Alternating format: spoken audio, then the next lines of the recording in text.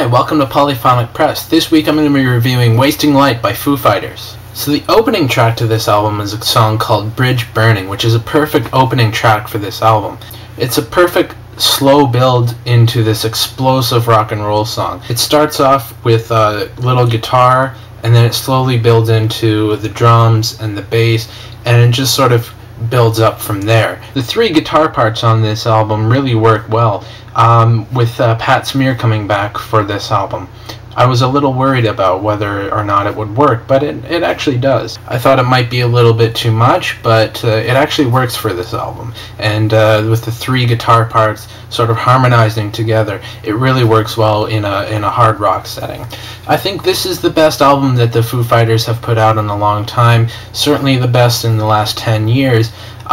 Their best album still for me is The Color and the Shape, but this is a lot better than Echo's Silence, Patience and Grace.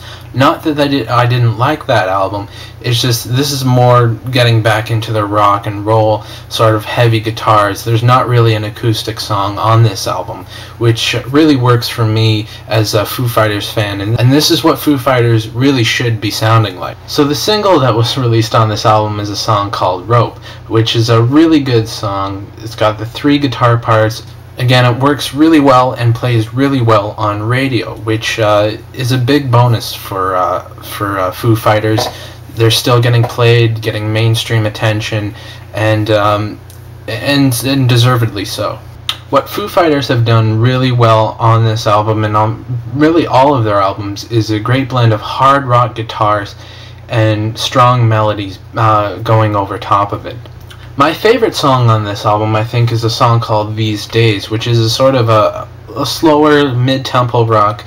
Got the melodic guitars. It's sort of a nostalgia song, and sort of looking back on the life of someone who's a little older, a little wiser, which certainly Dave Grohl is, and I'm sure that's why he wrote this song.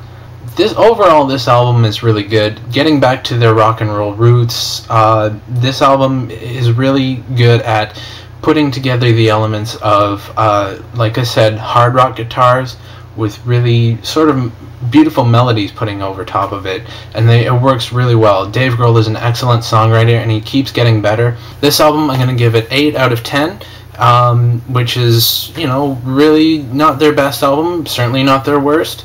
It's just a really good rock and roll album. I highly recommend picking it up. Well, that's all for this week. If you agree or disagree, leave a comment down below, and I'll see you next week. Take care.